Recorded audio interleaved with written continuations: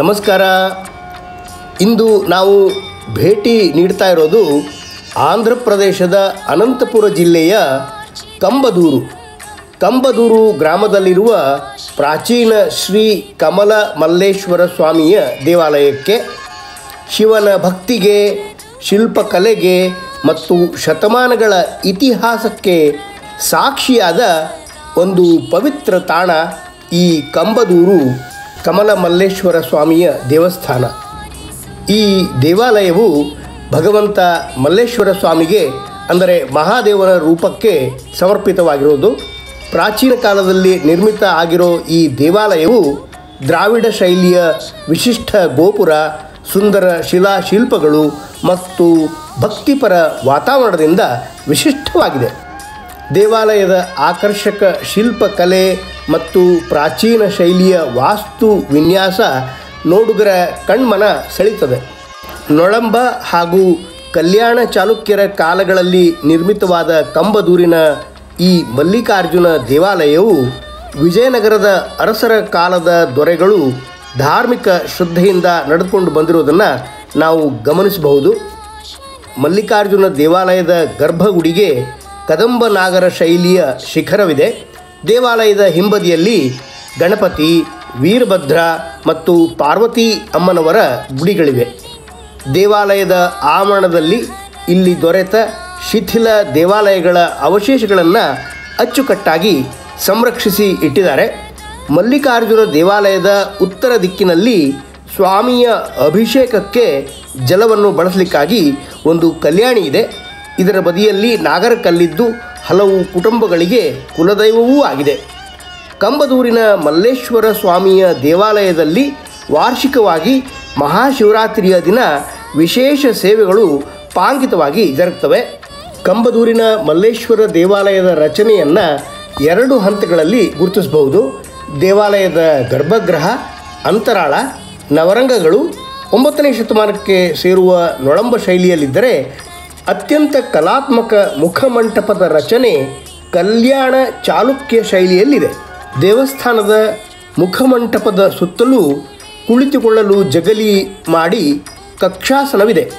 ಇದರ ಹಿಂಬದಿಯಲ್ಲಿರುವ ಫಲಕದ ಮೇಲೆ ರಚಿಸಿರುವ ಕಿರುಶಿಲ್ಪಗಳು ಈ ದೇವಾಲಯದ ಪ್ರಮುಖ ಆಕರ್ಷಣೆ ಎಂದರೆ ತಪ್ಪಾಗಲಾರದು.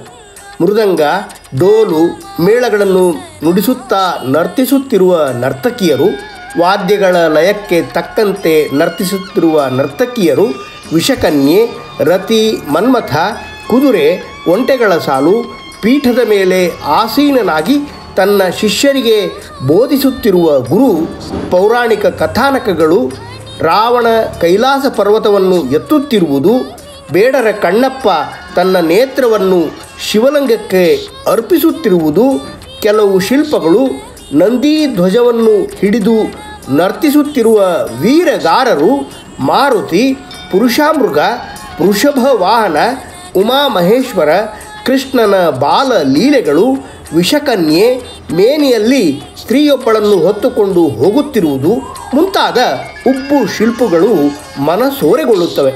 ಕಕ್ಷಾಸನದ ಹಿಂಬದಿಯಲ್ಲಿರುವ ಸಾಲಿನಲ್ಲಿ ಆತ್ಮ ಬಲಿದಾನದ ಅಪರೂಪದ ಶಿಲ್ಪಗಳಿವೆ. ಒಂದು ಕೈಯಲ್ಲಿ ತಲೆಯನ್ನು ಹಿಡಿದುಕೊಂಡು ಕತ್ತಿಯಿಂದ ಕತ್ತನ್ನು ಕೊಯ್ದುಕೊಳ್ಳುತ್ತಿರುವುದು, ಕನ್ನಡಿಯಲ್ಲಿ ನೋಡಿಕೊಂಡು ಕತ್ತಿಯಿಂದ ಆತ್ಮಾರ್ಪಣೆ ಮಾಡಿಕೊಳ್ಳುತ್ತಿರುವುದು, ಒಂದು ತಟ್ಟೆಯಲ್ಲಿ ಆತ್ಮ ಬಲಿಯಾದ ವ್ಯಕ್ತಿಯ ಶಿರವನ್ನು ಇಟ್ಟುಕೊಂಡು ವಾದ್ಯಗಳನ್ನು ನುಡಿಸುತ್ತಾ ಮೆರವಣಿಗೆ ಸಾಗುತ್ತಿರುವ ದೃಶ್ಯ, ಒಬ್ಬಳು ತಾಯಿಯು ತನ್ನ ಕಂದನನ್ನು ತೊಡೆಯ ಮೇಲೆ ಕುಳ್ಳರಿಸಿಕೊಂಡು ಬಲಿ ನೀಡುತ್ತಿರುವ ದೃಶ್ಯಗಳು ಮನ ಕಲ್ಕುತ್ತವೆ. ಇಲ್ಲಿಯ ಅಧಿಕ ಸಂಖ್ಯೆಯ ಆತ್ಮ ಬಲಿದಾನದ ಶಿಲ್ಪಗಳು ನಿಜಕ್ಕೂ ಅಧ್ಯಯನಕ್ಕೆ ಎಡಿಮಾಡಿಕೊಡುತ್ತವೆ.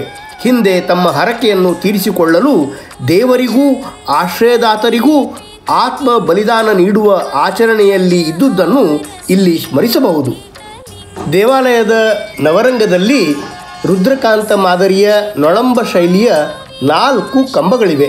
ಇವು ಹೇಮಾವತಿ, ಅವನಿ, ಬರಗೂರಿನ ನೊಳಂಬ ದೇವಾಲಯಗಳ ಸ್ತಂಭಗಳಂತೆಯೇ ಇವೆ. ನವರಂಗದಲ್ಲಿ ಬಹುಪದ್ಮಗಳ ಭುವನೇಶ್ವರಿ ಇದೆ. ನವರಂಗದ ಬಾಗಿಲವಾಡವೂ ಬಹಳ ಕಲಾತ್ಮಕವಾಗಿದೆ. ಅದರಲ್ಲಿ ವಿವಿಧ ವಾದ್ಯಗಳನ್ನು ನುಡಿಸುತ್ತಿರುವ ವಾದ್ಯಕಾರರು ಮತ್ತು ನರ್ತಕಿಯರು ಬಹಳ ಸುಂದರವಾಗಿ ಪ್ರಮಾಣಬದ್ಧವಾಗಿವೆ. ಬಾಗಿಲುವಾಡದ ಮೇಲ್ಭಾಗದಲ್ಲಿ ಗಜಲಕ್ಷ್ಮಿಯ ಶಿಲ್ಪವಿದೆ. ಮೇಲಿನ ಫಲಕದಲ್ಲಿ ನಾಟ್ಯಶಿವ, ಪರಶಿವನ ಇಕ್ಕೆಲೆಗಳಲ್ಲಿ ಮೃದಂಗ ನುಡಿಸುತ್ತಿರುವ ನರ್ತಕಿಯರು ಇರುವರು.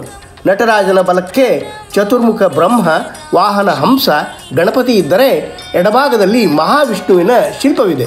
ವಿಷ್ಣುವಿನ ಬಲಬದಿಯ ವಿಷ್ಣುವಿನ ವಾಹನವಾದ ಗರುಡ ದೇವನನ್ನು ಬಿಡಿಸಲಾಗಿದೆ.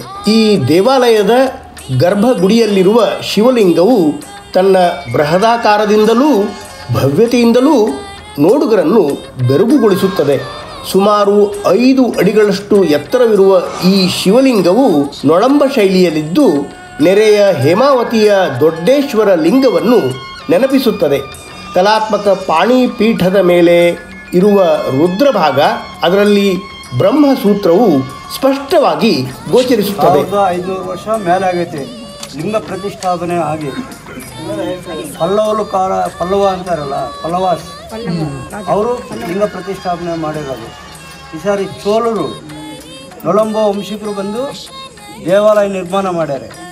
ಇಲ್ಲಿ ಬಂದು ಪುರಾತನ ಲಿಂಗದಾಗಿ ಆಂಧ್ರ ಪ್ರದೇಶನಾಗ ಇದೆ ಅಷ್ಟು ದೊಡ್ಡ ಲಿಂಗ ಇದು. ಈ ಸಾರಿ ಇದು ಕಮಲದ ಊರು ಅಂತ ಮುಂಚೆ ಇದ್ದಿದ್ದು. ಅದು ನಾವು ಮಾತಾಡ್ತಾ ಅದು ಕಂಬದೂರು,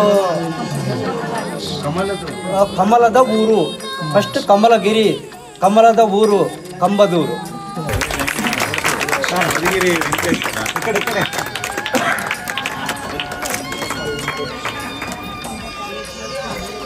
ಆಂಧ್ರ ಪ್ರದೇಶದ ಅನಂತಪುರ ಜಿಲ್ಲೆಯ ಕಲ್ಯಾಣದುರ್ಗ ತಾಲೂಕಿನಲ್ಲಿರುವ ಕಂಬದೂರು ತಾಲೂಕು ಕೇಂದ್ರದಿಂದ 15 ಕಿಲೋಮೀಟರ್ ದೂರದಲ್ಲಿದೆ.